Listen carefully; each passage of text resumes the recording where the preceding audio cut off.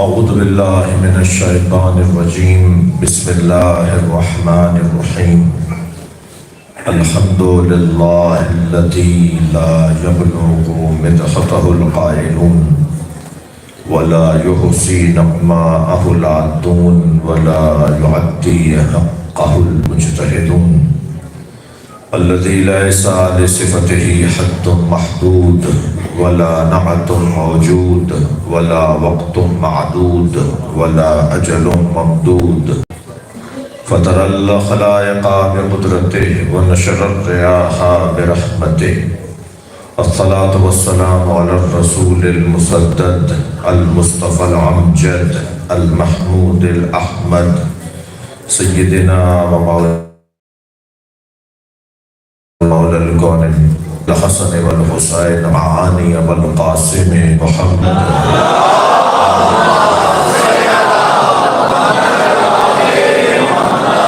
وآله الطيبين الطاهرين المعصومين الذين قال الله إنما يريد الله ليذهب عنكم الرجس أهل البيت ويطهركم تطهيرا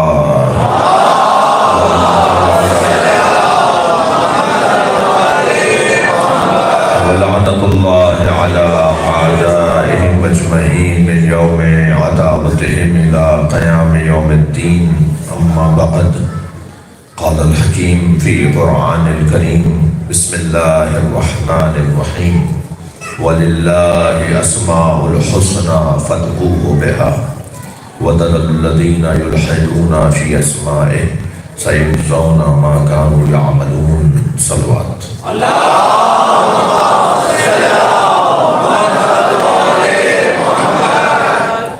علومہ مغفورہ کے درجات کی بندی کے لیے سورہ فاتحہ تلاوت بسم اللہ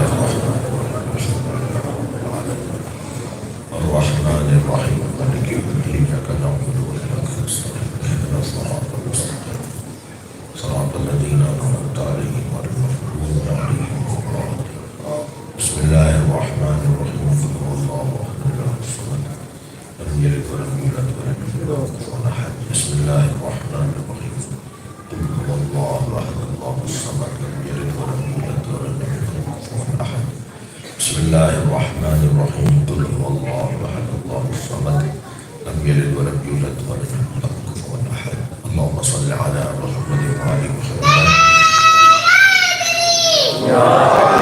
مغفرت کے لیے بلندتر صلوات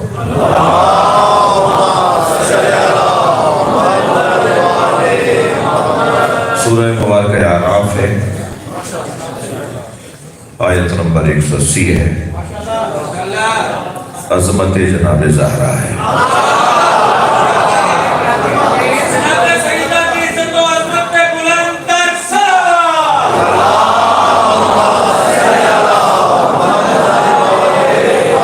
اللہ نے یہ طے کر رکھا ہے کہ جہاں رفعتیں ہوں گی، بلندیاں ہوں گی، کمالات ہوں گے، فضائل ہوں گے، مناقب ہوں گے، وہاں صدارت فاطمہ کی ہے۔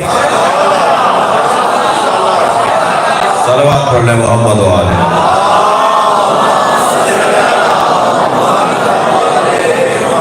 تمام تر کمالات کا مجموعہ یہ گھرانہ ہے اور اس گھرانے کی صدارت بنام فاطمہ ہے۔ اللہ نے ہم سب کو خلقاً باکمال بنایا ہے اور خلقاً اہل بیت کا محتاج بنایا ہے۔ لاہور کا تربیت یافتہ سامع ہے، ہم خلقاً ہماری آنکھیں گدھی میں نہیں ہیں، ہمارے کان 3 نہیں ہیں، ہماری کسی کی 6 انگلیاں، کسی کی 15 انگلیاں، کسی کی 12 انگلیاں نہیں ہیں، ہم خلقاً سب باکمال ہیں۔ جہاں آنکھیں لگی ہوئی ہیں اس سے اچھی جگہ بدن میں تھی نہیں۔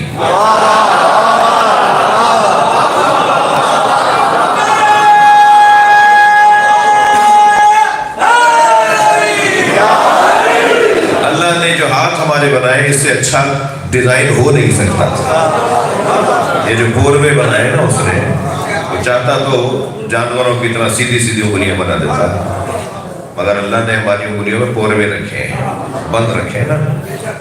یہ انتہائی صرف اگر انگلیوں میں پوروے کیوں ہیں اس پر، ہاں یہ بھی 14 رکھے ہیں، 5 میں 14 رکھے.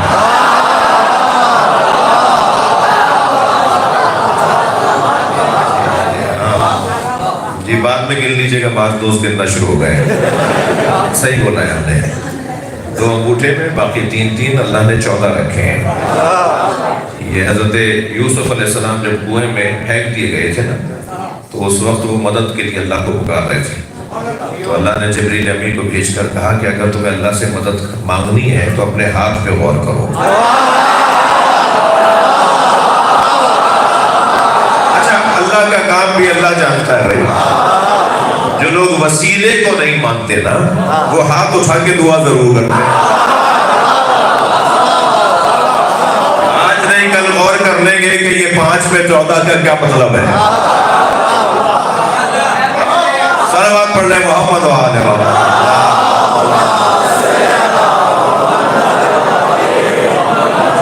جی اس اللہ کے کام بھئی اللہ کے، بھئی اللہ خوب جانتا ہے منوانا. جب اس نے طے کر لیا نا میں اس گھرانے کو منواؤں گا، تو پھر وہ منوائے گا. میرا اور آپ کا کام تو آئینہ لے کے چلنا ہے، شکل خود دکھائے گا. ہم ہر آئینے کو آئینہ بردار چاہیے. یہ ہمارے ہاتھ میں جو امام باغ ہے، یہ عزاداری ہے، یہ علم مبارک کی شبیہ ہے، یہ تابوت ہے، یہ جو جنہ کی ڈور ہے، باغ ہے، یہ جو ہمارے ہاتھ میں کام ہے، یہ اس سے زیادہ ہمارا کام نہیں ہے. ہمارا کام بس یہ ہے، ہم نوکر ہیں، مالک نہیں ہیں. اور یاد رہے کہ نوکروں کو اپنی اوقات پتہ ہونا چاہیے. جب نوکر مالک بننے لگ جاتا ہے تو وہیں سے فساد شروع ہو جاتا ہے. ہم نوکر نہیں ہیں، ہم مالک نہیں، ہم نوکر ہیں. تو وہ خوب جانتا ہے کیسے منوانا ہے. جو نظر النیاز کو نہیں مانتے نا، وہ مکے سے زمزم لا کے ضرور بانٹتے ہیں.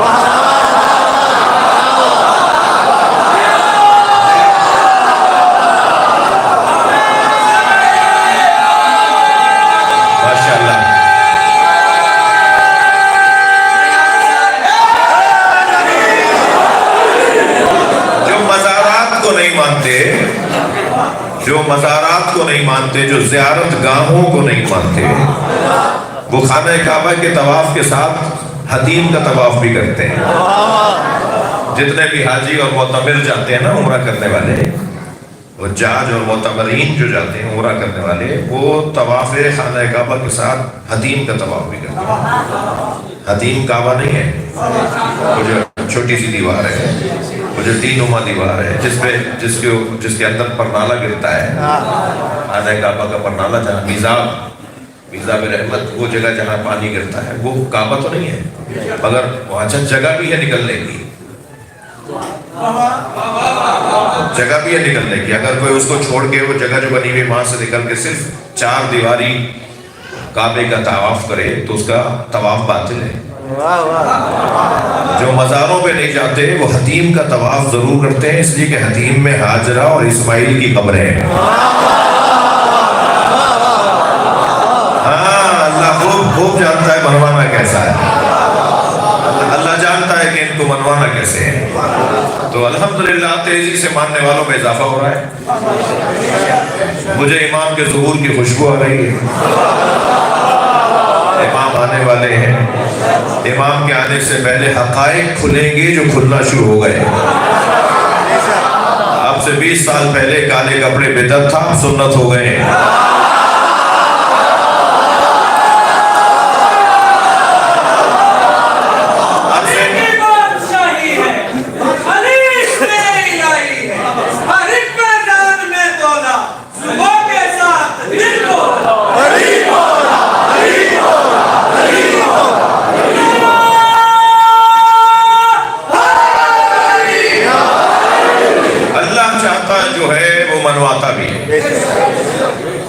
ارشاد ہو رہا ہے وَلِلَّهِ أَسْمَاءُ الْحُسْنَى، اللہ ہی کے لیے بہترین نام ہے.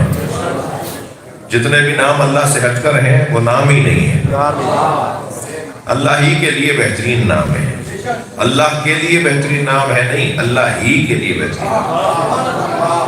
باقی جتنے نام اگر نامور ہونا چاہتے ہیں تو انہیں اللہ سے جڑنا ہوگا.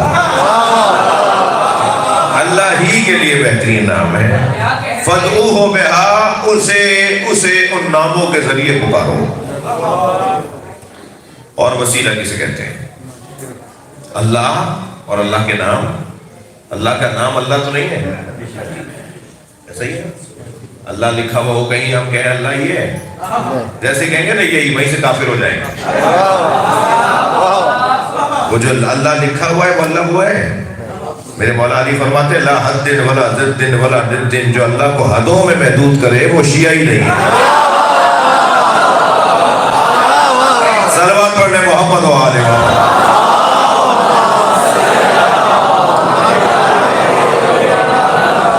تو اللہ کا جو وجود ہے، اللہ کی جو ذات ہے اور اس کا جو نام ہے، وہ یہ دو باتیں ہیں نا. اور اللہ ارشاد فرمایا اللہ ہی کے لیے بہترین نام ہے، انہیں ان ناموں کے ذریعے سے پکارو. فَادْعُوهُ بِهَا، اسے کہتے ہیں عقیدہ توسل، اسے وسیلے کا عقیدہ کہتے ہیں. لفظ وسیلہ قرآن میں 2 جگہ آیا ہے، مگر مفہوم وسیلہ قرآن میں 50 جگہ آیا ہے. اللہ کسی کے ذریعے سے اپنی ذات تک پہنچنے کی بات کر رہا ہے. بہت سے لوگ ہوتے ہیں ہمیں اللہ ہی کافی ہے. ان بچوں سے کہہ رہا ہوں، آپ سے اگر کوئی نہ کہے نا، آپ سے اگر کوئی کہے کہ اللہ میں ہمیں اللہ ہی کافی ہے، تو اسے کہہ دیں کہ تم پہلے اپنا چہرہ آئینے میں جا کے دیکھو. تم اس قابل بھی ہو تو اتنی بڑی بڑی باتیں کرو. جس نے قرآن نازل کیا ہے، جو لے کر آیا ہے سرکار تو جہاں پر قرآن، حضرت جبریل امین علیہ السلام، وہ بھی ایک مرحلے پہ آ کے رک گئے تھے. سرکار نے مڑ کے دیکھا تو جبریل کھڑے تھے. حضرت فرمایا ہر جگہ میرے ساتھ تھے، اب سدرۃ المنتہا ہے، آگے آؤ. تو جبریل نے آواز دے کر کہا ھذا موقفی الذی بدانی اللہ، یہ میری جگہ ہے جو اللہ نے میرے لیے قرار دی ہے. اگر ایک قدم بھی آگے بڑھوں گا تو جل جاؤں گا. بھائی جو اپنی حدوں کو پہچانے نا، ہم اسے علیہ السلام بھی بولتے ہیں.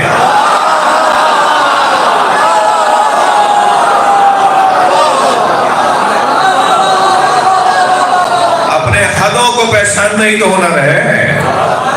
جبریل آگے نہیں آئے، جبریل امین جب آگے نہیں آ رہے، ڈائریکٹ نہیں ہو رہے اللہ سے، تو تم کہہ رہے ہو ہمیں اللہ کافی ہے. اللہ کافی ہے. الیس اللہ بکافٍ عبدہ، مجھے پتا ہے قرآن میں آئے تھے، اے میرے بندے کیا اللہ تیرے لیے کافی نہیں ہے؟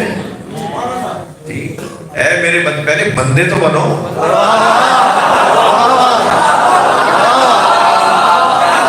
یہ آیت بندے کے لیے ہے بھائی. اے میرے بندے کیا تیرے لیے اللہ کافی نہیں ہے؟ حسبنا کتاب اللہ، ہمیں کتاب خدا کافی ہے. یہ بول کون رہا ہے جی؟ یہ سوال ہوگا نا، یہ کس نے بولا ہے ہمیں کتاب خدا کافی ہے؟ فرض کیجئے میں لاہور میں آپ کا مہمان ہوا، ہم نے کہا صاحب 2 دن طے ہو گیا کہ آپ کیا ٹھہریں گے، پھر یہاں مصروفیات ہیں، پھر ایسے مزہ، مثال دے رہا ہوں بھائی. تو اب وہ معلوم ہوا جی کھانے کا وقت ہوا تو آپ نے کھانا لا کے رکھا کہ چائے بھی میرے بھائی نے رکھ دی. اسی چائے کی پیالی میں دوبارہ چائے ڈالنے لگے تو میں نے کہا کافی ہے. چائے اور ڈال رہے تھے، ایک دفعہ پی چکا تھا، اور ڈال رہے تھے، میں نے ہاتھ روک کے کہا چائے یہ کافی ہے، کافی ہے. آگے آ جائیے. تو عقیل بھائی بھی محمد والے محمد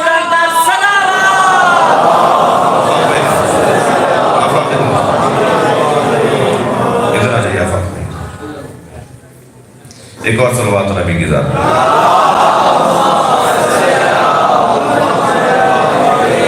بس میں نے اشارہ کر کے کہا کافی ہے. اب رات کا وقت آیا تو ہمیں بستر چاہیے تھا، تکیہ چاہیے تھا. بہت دیر تک تو ہم انتظار کرتے رہے. میں نے جان بوجھ کے مثال میں نام نہیں لیا اپنے میزبان تو بستر کا ہم انتظار کرتے رہے. لیکن جب بستر نہیں آیا تو ہم نے کہا جی ہمیں آرام کرنا ہے، بستر کو تکیہ. کہنے وہ آپ نے کہا تھا نا کافی ہے. بھائی میں نے چائے کو کہا تھا کافی ہے، اور چیزوں کو ایک جب کہا جائے گا یہ کافی ہے تو اس کی جنس کی چیزیں کافی ہیں. پہلا سوال تو یہ یہ بولا کس نے ہے کہ ہمیں کتاب خدا خدا کافی ہے؟ یہ بولے تو نبی بولیں یا علی بولیں؟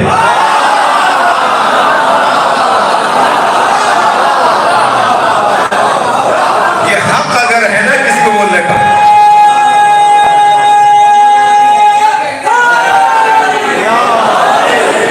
یہ بولنے کا اگر حق ہے تو وہ یا نبی کو ہے یا علی کو ہے۔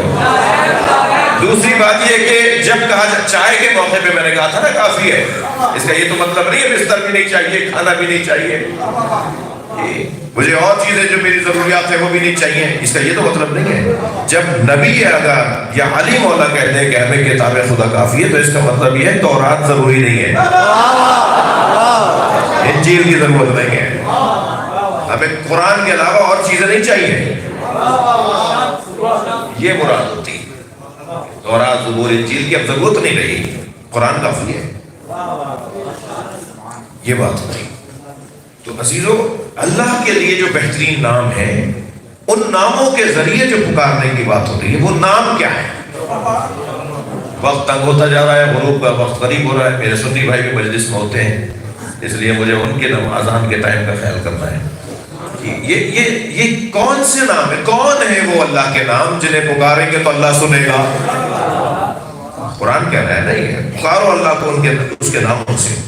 میرے معصوم امام اپنے سینے پہ ہاتھ رکھ کے فرماتے ہیں نحن اسماء اللہ، ہم اہل بیت اللہ کا بہترین نام ہے۔ بھائی میں یہاں تمہید مکمل کر رہا ہوں، اللہ کے نام ہیں 14۔ اللہ وحدہ لا شریک ہے۔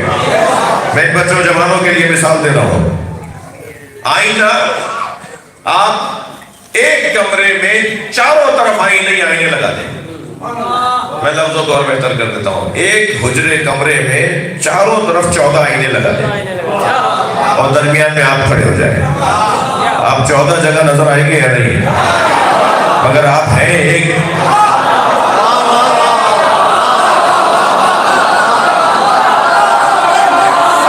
پڑھنے محمد و آل محمد۔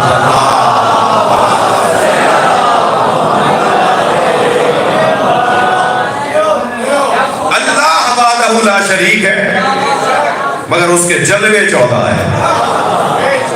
کبھی نجف جاؤ گے تو تمہیں اللہ کا دروازہ نظر آئے گا، کبھی سامرا جائیں گے تو اللہ کا دروازہ نظر آئے گا، ہم مشہد آئیں گے تو اللہ کا دروازہ نظر آئے گا۔ اللہ وحدہ لا شریک ہے، ایک ہے، تنہا ہے، وحدہ لا شریک ہے، اس کے جلوے 14 ہیں۔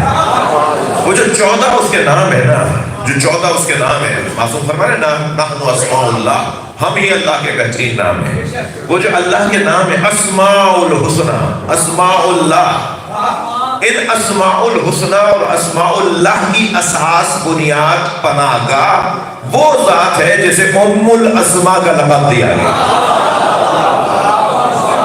جناب زہرا کی کنیت ہے ام الاسماء، اسماء کی پناہ گاہ، اسماء کی بنیاد، اسماء کی اساس، اسم کی جمع اسماء، اسم کی جمع اسماء۔ اللہ کے بہترین ناموں کی اساس جناب زہرا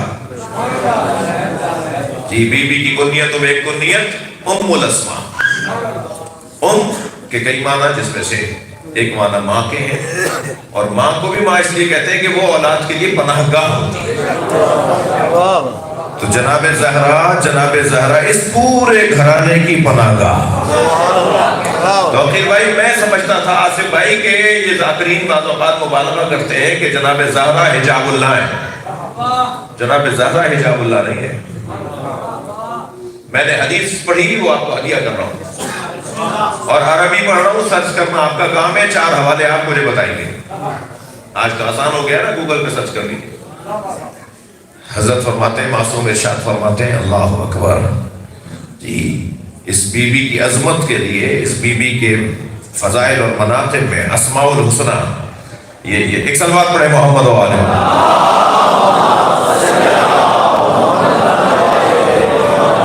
ایک اور اس سے بلند صلوات دیا گیا۔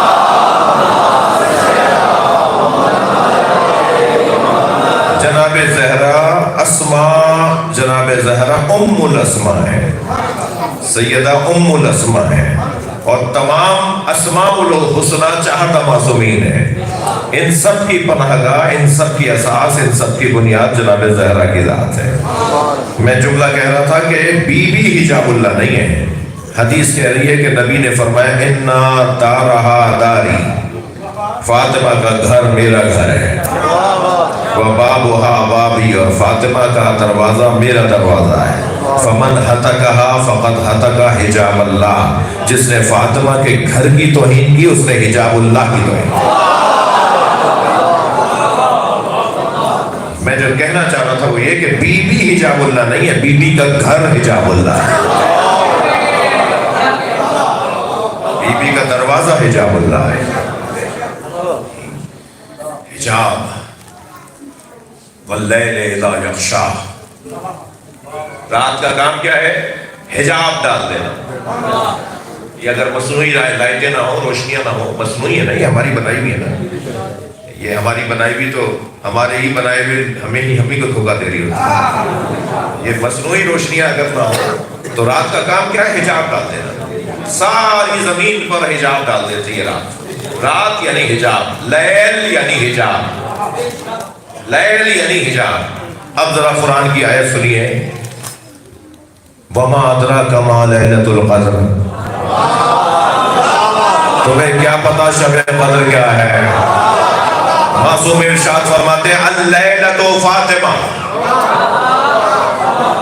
رات بی بی زہرا کی ذات، والقدر اللہ، اور لیلۃ القدر میں جو قدر ہے وہ اللہ کی ذات.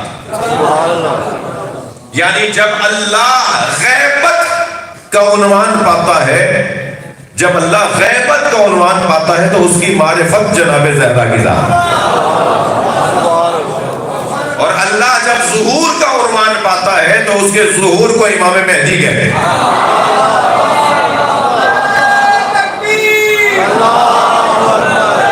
سنگین بات ہے.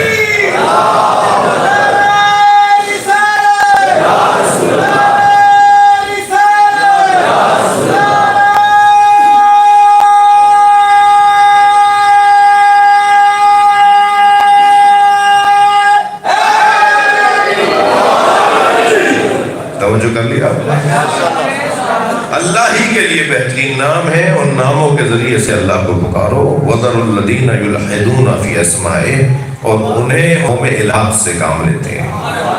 سَيُجْزَوْنَ مَا كَانُوا يَعْمَلُونَ، بہت جلد انہیں پتہ چلے گا کہ انہوں نے اپنا کتنا بڑا نقصان کیا ہے. اس گھرانے کو چھوڑ کر کتنا بڑا نقصان ہے انہیں بہت جلد معلوم ہو جائے گا. عزیزو، ایک خاتون کی مجلس ترحیم ہے.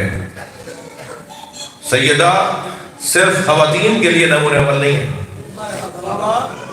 سیدہ ہر اس شخص کے لیے نمونہ عمل ہے جو نبی کو اپنے لیے نمونہ عمل مانتا ہے. اس لیے کہ قرآن نے قاعدہ یہ دیا کہ لَقَدْ كَانَ لَكُمْ فِي رَسُولِ اللَّهِ أُسْوَةٌ حَسَنَةٌ، تمہارے لیے رسول اللہ کی زندگی نمونہ عمل ہے.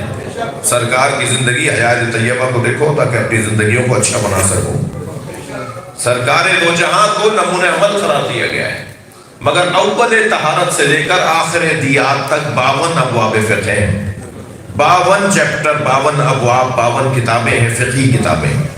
ہر کتاب کے اندر مردوں کے مسئلے علیحدہ ہیں، عورتوں کے علیحدہ ہیں.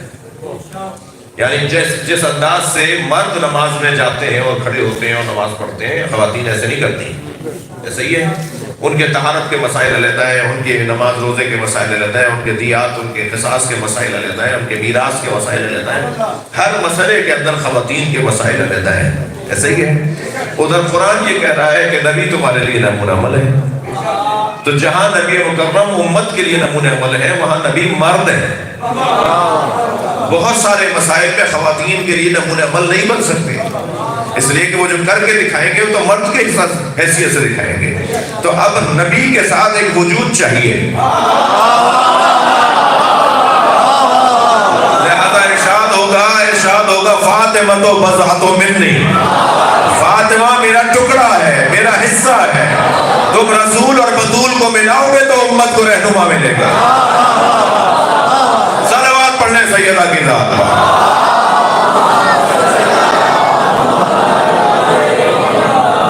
خواتین کے 4 روپ ہیں، تھکے ہوئے تو نہیں نہیں ہے؟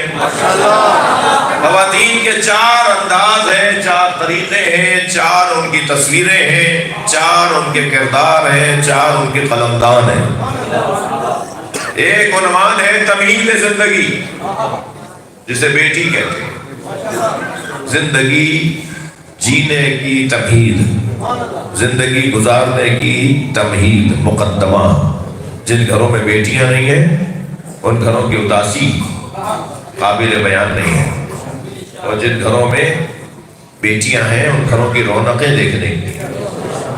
جی، تمہید زندگی یعنی بیٹی۔ بیٹی جینے کا حوصلہ دیتی ہے۔ میری اور آپ کی بیٹی ہماری ساری تھکن، ہماری ساری جو ہے تھکان اتار دیتی ہے ایک نگاہ میں، ایک مسکرا کے دیکھنے میں۔ باپ تھکا ماندہ گھر میں داخل ہوتا ہے، بیٹا تو سلام کا بھی جواب دے دے تو مہربانی ہے، اور بیٹی دوڑتی بھی آتی ہے، پہلے باپ سے لپٹتی ہے۔ ایک صاحب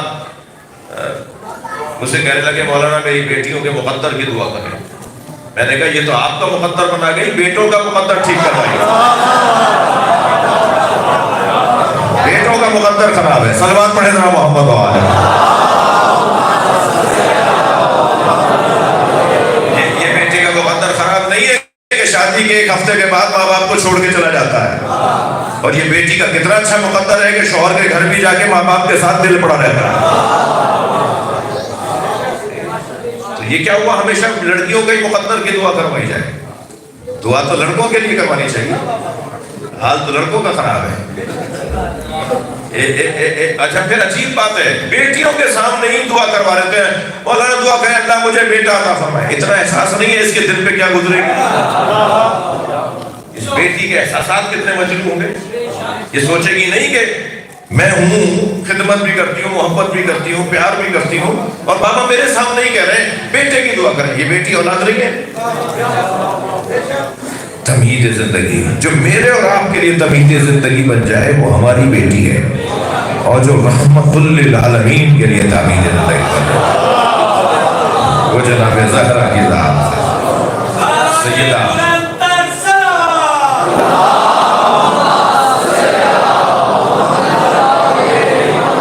خاتون کا دوسرا کردار اصل زندگی ہے۔ یہ جب اپنا یہ کردار چھوڑتی ہے یا بدلتی ہے یا اس میں اضافہ کرتی ہے تو دوسرا کردار بنتا ہے اصل زندگی، جسے زوجہ کہتے ہیں۔ زوجہ نوکرانی بن کے نہیں آئی، شریک کار بن کر آئی، مشیر بن کر آئی ہے۔ جی، زندگی کے اندر سہیم اور حصے دار بن کر آئی۔ شوہروں کو اللہ نے حاکم بنایا ہے، جلاد نہیں بنایا۔ یہ تو سن لیا کہ اللہ نے قرآن میں کہا ہے کہ شوہر بیویوں پر حاکم ہے۔ حاکم کا مطلب کیا ہے؟ جلاد ہوتا ہے۔ حاکم تو خادم ہوتا ہے۔ ایسا ہے نہیں ہے؟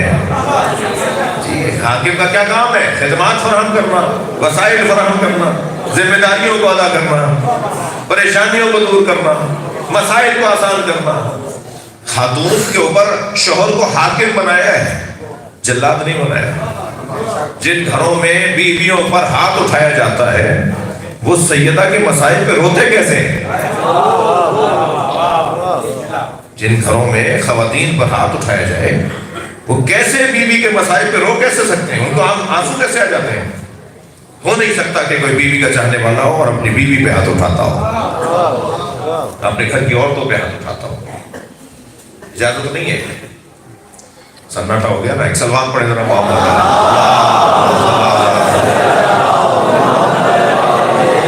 اس سے بلند سلوات پڑھ لینا نبی کی ذات۔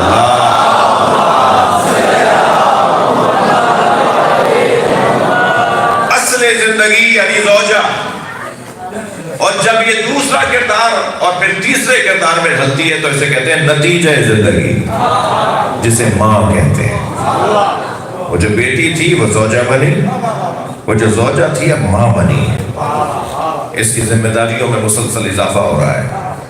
یہ نتیجہ زندگی ایک ماں کی صورت میں گود میں اس کی امانت الہی آ جاتی ہے، اس کے پاس ایک امانت آ جاتی ہے۔ اللہ اسے امین مانتا ہے تبھی تو اولاد دیتا ہے۔ بھائی تھوڑی توجہ بڑھا دیں۔ اللہ نے اسے قابل جانا تھا نا کہ میری چیز یہ سنبھالے. یہ اولاد ہماری تو نہیں ہے. یہ اولاد ہمارے ہاتھ میں ہوتا تو ہم لے آتے نا. 10 سال تک بھی نہیں ہوئی اولاد. خوب منت مرادیں بھی مان لی, خوب علاج معالج بھی کرا لیے, مگر جب اللہ نے چاہا, جب اولاد ہو گئی, ڈاکٹر بھی کہہ رہے ہیں اور فلاں بھی کہہ رہے ہیں کہ صاحب یہ تو ممکن ہی نہیں تھا, اس کے یہاں اولاد ہو جاتی, ہو گئی. کتنے واقعات ہیں تاریخ کے اندر اور ہمارے اطراف کے اندر. تو یہ نتیجہ ہے زندگی, یعنی ماں, اس کی زندگی کا نتیجہ ہے. ماں, ایک ماں کی مجلس بھی ہے نا, ماں کی اصالہ ثواب کی مجلس ہے نا. یہ جو ماں ہے نا, ماں, اس لفظ ماں میں کتنی ٹھنڈک ہے. ایسا لگتا ہے ماں بول رہے ہیں, یہ درخت, سایہ دار شجر. ماں اپنے بچے کو, یہ عجیب رشتہ ہے. ہر رشتہ مطلبی ہو سکتا ہے, مگر ماں کا رشتہ ایسا ہے جو مطلبی نہیں ہوتا. وہ محبت برائے محبت کرتی ہے. سگا بھائی بھی کسی مطلب کی خاطر بھائی سے محبت کر سکتا ہے. حتیٰ باپ بھی کہتا ہے یہ کما کے لاتا ہے. ماں تو اس سے زیادہ پیار کرتی ہے جو کما کے نہیں لاتا. 4 بیٹوں میں ایک بیٹے کی نوکری نہیں ہے. یہ ان 3 بیٹوں کو جو لا کے دے رہے ہیں, ان کا تو بہرحال ایسے ہی واجبی سا خیال سب کی طرح, لیکن جو لا کر کچھ نہیں دے رہا اس کے بارے میں زیادہ خیال ہے. بیٹا تو نے کچھ کھا لیا, کہاں رہ گیا تھا, تو نہیں آتا تو مجھے نیند نہیں آتی. ارے بیٹے تو آپ کے اور بھی ہیں, اس سے زیادہ پیار کیوں ہے؟ اس لیے کہ اس سے جو پیار ہو رہا ہے, اس وجہ سے اسی کو تو پیار کی ضرورت ہے. یہ جذبہ جو ہے نا, یہ کیفیت ہے. اور ماں کے اندر عزیزان گرامی, مجھے ایک جملہ اور کہنے دیجیے, ماں کے اندر ایک اور کیفیت بھی ہے, یہ جلدی راضی ہو جاتی ہے. ابا سے تو سفارشیں کروانا پڑتی ہیں, تایا سے کہلوائیے, چچا سے کہلوائیے, ذرا دادا سے کہلوائیے, ابا ناراض چل رہے, بات نہیں کر رہے, جواب نہیں دے رہے, سفارشیں کروانا پڑتی ہیں. مگر اماں تو ایک مسکرانے پہ راضی ہو جاتی ہے. اولاد قریب جا کے بیٹھ جائے, مسکرانا شروع کر دے, 1-2 جملہ کہے گی, گلے لگا لے گی. ماں اللہ کی صفت سریع الرضا کا جلوہ ہے. مولا علی نے جو دعائے تو بیل میں فرمایا نا, یا سریع الرضا, اے جلدی راضی ہو جانے والے. یہ جو جلدی راضی ہو جانے والے کی جو صفت ہے نا اللہ کی, اس کا جلوہ ماں ہے. اگر ہمیں اپنے اطراف میں دیکھنا ہے نا کہ کوئی ایسا ہو بھی سکتا ہے, آپ تجربہ کر کے دیکھ لیجئے. بچے بیٹھے میں, بہت سے جوان بیٹھے, اللہ نہ کرے کوئی جوان ایسا بیٹھا ہو کہ جس نے ماں کو ناراض کیا ہو. اگر خدا نہ خواستہ ایسا ہے تو آج ہی تجربہ کر لو. آج ہی مجلس کے بعد جا کے ذرا اماں کے سامنے بیٹھ کر صرف پانی پیش کرو. کہیں گے کیا ہو گیا تمہیں آج, یہ پانی کیوں پلا رہے ہو مجھے؟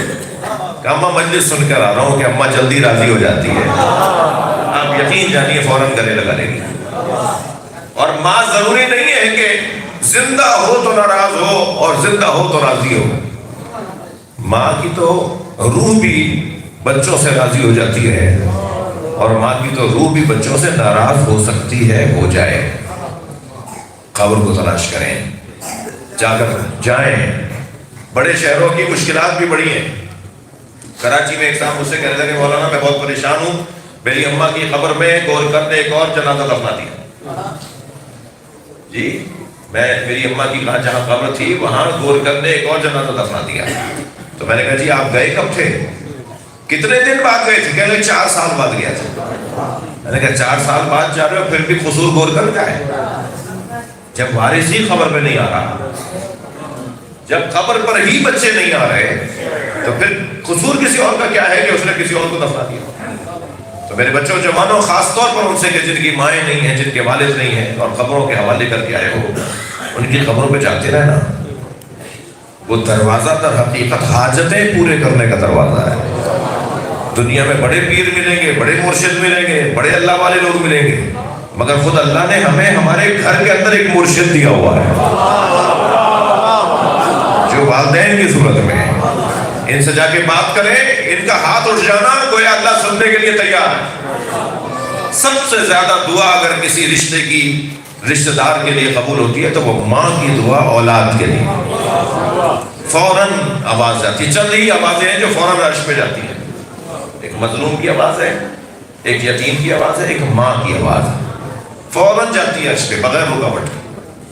فوراً وہاں تک پہنچ جاتی ہے. وہ اور بات ہے کہ پھر وہ خالق بہتر جانتا ہے کہ اسے ابھی کیا دینا ہے، مگر اس کے بدلے میں دیتا ضرور ہے. چاہے وہ چیز نہ دے کہ جو مانگ رہے تھے، کیونکہ وہ مصلحت میں نہیں ہے، مگر اس کے بدلے میں ضرور کچھ نہ کچھ ملتا ہے. جی ماں، یہ ہے تیسرا رشتہ ایک خاتون کا جسے نتیجہ زندگی کہتے ہیں. اور چوتھا رشتہ ہے حسن زندگی جسے بہن کہتے ہیں.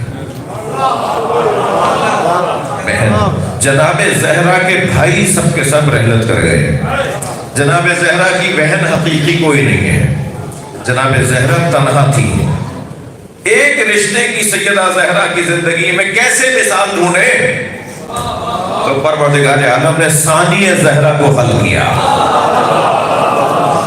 تاکہ ثانی زہرا کو زہرا کے ساتھ ملاؤ گے تو نمونِ عمل مکمل ہو جائے گا. وہ جناب زینب کا وجود. یہ جناب زہرا کے لیے ثانی ہے، دوسری زہرا ہے. پہلی زہرا جناب زہرا، دوسری زہرا جناب زینب. بس عزیزوں، میں نے آپ کو ایک منزل تک پہنچایا. چلیے میرے ساتھ ذرا کربلا چلتے ہیں. 9 مائیں ہیں جنہوں نے اپنے بچوں کے جنازے، جنہوں نے اپنے بچوں کو قربان کیا ہے امام حسین پر. 9 مائیں ہیں. ہمارے ہاں ہی نہیں، پوری دنیا میں دستور ہے کہ جب کسی کا انتقال ہو جاتا ہے تو وارث کا انتظار کیا جاتا ہے کہ وارث جنازے کو دیکھ لے، وہ اجازت دے تو غسل و کفن ہو، وہ اجازت دے تو قبر میں اتارا جائے. پیش نماز حضرات بھی جنازے کی نماز پڑھنے سے پہلے مڑ کر دیکھتے ہیں کہ بیٹا کہاں ہے، وارث کہاں ہے. وارث سے پوچھتے ہیں تمہاری اجازت ہے، تمہاری ماں کا جنازہ پڑھا دو. اور بیٹا اجازت دیتا ہے تو مولانا تکبیرات کو شروع کرتے ہیں. ایسا ہی ہے نا؟ سلام ہو جناب ام البنین پر، 4 بیٹے قربان ہوئے مگر بیوی نے اپنے بچوں کے لاشیں نہیں دیکھے. جناب ام البنین نے اپنے بچوں کے لاشیں نہیں دیکھے. روزانہ جنت البقیع جاتی ہیں، اپنی انگشت شہادت سے 4 قبروں کے نشان پر آتی ہیں. ان 4 قبروں پہ بیٹوں کے نام لکھتی ہیں اور پھر ایک ایک کے سرحنے بیٹھ کے ایک کا مرثیہ پڑھتی ہیں.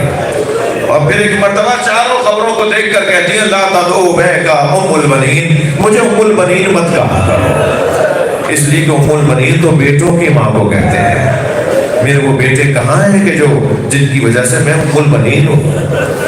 میں جنت البقیع میں مولا نبی مکرم کی زیارت کرنے کے بعد، سرکار کی زیارت کرنے کے بعد جب جنت البقیع آپ جائیں گے تو جنت البقیع کے مین دروازے سے سامنے کی جانب تو ائمہ بقیع کی قبریں ہیں جی، اور بائیں جانب جب آپ جائیں گے تو گرل کے ساتھ چلتے ہوئے آخری جو گرل ہے حدود کی، اس کے ساتھ جناب ام البنین کی قبر ہے، مادر حضرت عباس.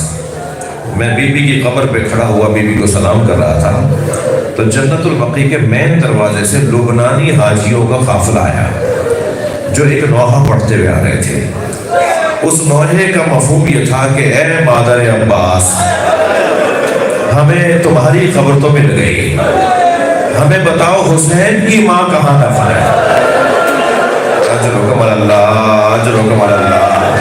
اللہ آپ کو کسی غم میں نہ روائے. جن کے مذہب میں رونا جائز ہے وہ تکلف کر کے نہ روائے. میں 2-3 منزلیں اور لوں گا حضرات ہو. جناب ام البنین، بیٹوں کی ماں، حضرت بشیر ابن جزلم کہتے ہیں کہ جب قافلہ مدینے میں داخل ہوا تو امام سجاد نے فرمایا کہ ہم خیمے میں شہر کے باہر بیٹھیں گے، شہر کے باہر خیمہ لگا کے بیٹھیں گے، تم مدینے میں جا کے سنانی سناؤ کہ حسین کا لوٹا ہوا قافلہ آ گیا. بشیر کہتے ہیں میں نے کالا علم ہاتھ میں لیا اور مرثیہ پڑھتا ہوا مدینے کی گلیوں میں چل رہا تھا. اے مدینے والو، اب مدینہ رہنے کے قابل نہیں رہا. اے یثرب والو، اب یثرب رہنے کے قابل نہیں رہا. حسین کا لٹا ہوا قافلہ آیا ہے. کہتے ہیں میں محلے سے ہوتا ہوا جب محلہ بنی ہاشم میں داخل ہوا اور میں نے پہلی آواز لگائی اے مدینے والو، مدینہ رہنے کے قابل نہیں رہا، حسین کا لٹا ہوا قافلہ آ گیا تو ایک گھر کا دروازہ کھلا. بشیر کہتے ہیں ایک گھر کا دروازہ کھلا. ایک قوی ہے کل بی بی جس کا قد بہت دراز تھا، جس کا چلال ایسا تھا کہ اس کے آتے ہوئے مجھے گھبراہٹ ہونے لگی. ہاتھ میں ان کے عصا تھی اور کاندھے میں ان کے ایک بچہ بیٹھا ہوا تھا. وہ بی بی گھر سے باہر آئی اور مجھے آواز دے کر کہا بشیر کس حسین کی بات کر رہے ہو؟ تو بشیر کہتے ہیں میں نے کہا بی بی میں جان سکتا ہوں کہ میں کس سے بات کر رہا ہوں؟ میں جان سکتا ہوں کہ آپ کون ہیں؟ تو اس بی بی نے آواز دے کر کہا میں عباس کی ماں ام البنین. بشیر کہتے ہیں میرے ہاتھ پیر کانپنے لگے, میں اس بی بی سے بات کیسے کروں گا؟ مجھے کہنے لگی کس حسین کی بات کر رہے ہو؟ تو میں نے کہا بی بی میں حسین ابن علی کی بات کر رہا ہوں. تو کہنے لگی بتاؤ حسین ابن علی کو کیا ہوا؟ تو میں نے کہا بی بی میں آپ کے بیٹے اون کا حال بتاؤں؟ فرمایا نہیں مجھے حسین ابن علی کا حال بتاؤ. میں نے کہا بی بی میں آپ کے بیٹے جعفر کا حال بتاؤں؟ کہا نہیں مجھے حسین کا حال بتاؤ. پھر میں نے کہا میں آپ کے بیٹے عثمان کا حال بتاؤں؟ کہا نہیں مجھے حسین کا حال بتاؤ. پھر میں نے کہا بی بی مجھے اجازت دیں میں آپ کے بیٹے عباس کا حال بتاؤں. کہنے لگی میں تم سے کہتی ہوں مجھے حسین کا حال بتاؤ. تو میں نے گردن جھکا کے روتے ہوئے کہا حسین کو کربلا میں پیاسا مار دیا. اللہ کہتے ہیں جیسے ہی میں نے کہا حسین کو کربلا میں پیاسا مار دیا, اس بی بی نے زمین پر پیر مارا اور پیر مار کے کہا عباس کہاں تھا؟ جب حسین کو مارا جا رہا تھا عباس کہاں تھا؟ میں نے کہا بی بی عباس کے بازو کاٹے جا چکے تھے, عباس کے سر پہ نیزہ لگ چکا تھا, عباس کی آنکھ میں تیر لگ چکا تھا, عباس زندہ نہ رہا. تب حسین کو مارا گیا.